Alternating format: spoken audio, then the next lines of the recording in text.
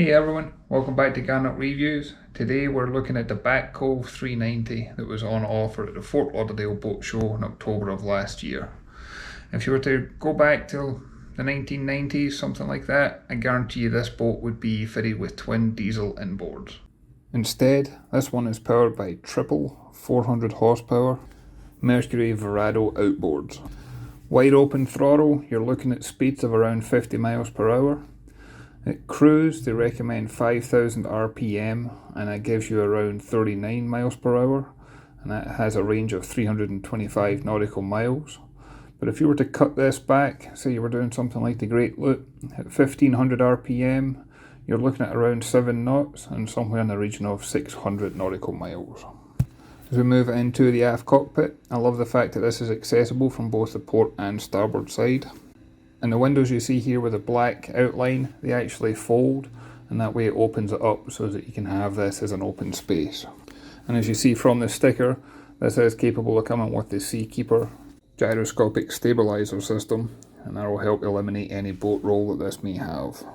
For a boat of this size, I love how clear the deck space is. I also love the solid handholds. You've got one that runs along the roof line, and obviously you've got the outside ones that run around the handrails as well.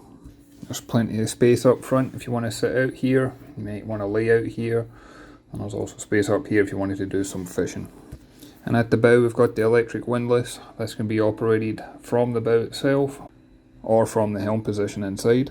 And then as we pan round and we head towards the stern, I love the timeless classic design that this has. And again, you can see the clear walkway with the handhold options firmly in place. I also like how this has got a large opening window at the helm, so that way it's easy to communicate with your crew whenever you're berthing the boat. And from this angle, as we pan round through the aft cockpit, notice the two hatches on the deck. There's a large hatch that opens up when you want to use it for large equipment such as generators, things like that. But I love the way it's got a small hatch where if you're just throwing your ropes and fenders in there, you don't have to worry about moving the tables and seats out the way. As we enter the main accommodation, I love the visibility that's in here. This is a true all-weather boat. You can hide out the heat, hide out the cold, hide out the rain.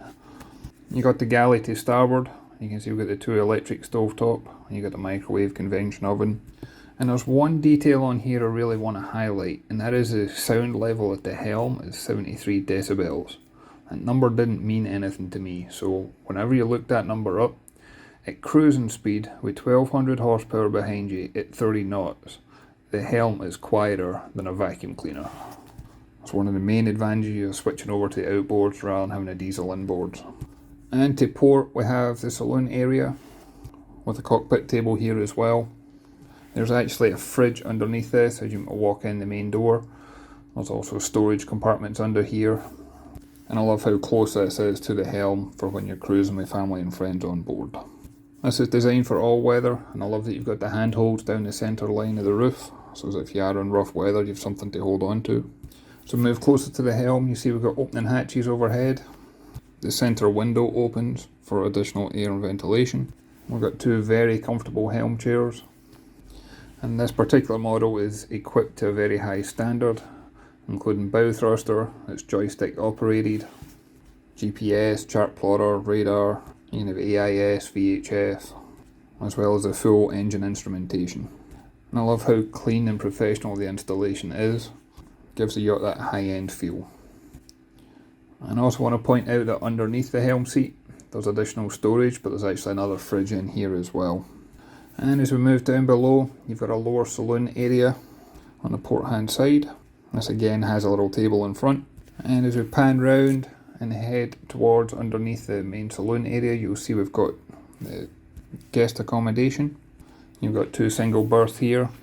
I love the amount of natural light that's in this boat. There's hatches and windows everywhere, but you obviously have a full bank of artificial light as well. And then on the starboard side, just in front of the helm, you've got different control panels here, but you also have the television and entertainment. And then as we make our way around towards the bow, next up is the heads compartment. And as standard, this comes with 97 gallon water capacity, 42 gallon holding capacity. I love the headroom that's in here, and especially when you look at the walk-in shower, you can easily use this shower when on board. And again, there's plenty of storage here for your toiletries and personal belongings. And the heads compartment can also be accessed from the owner's stateroom forward, as well as from the main passageway. And speaking of the owner's cabin, this has got a queen size island berth. I love the fit and finish that's in here. There's hanging lockers, there's drawers, there's storage under the bed.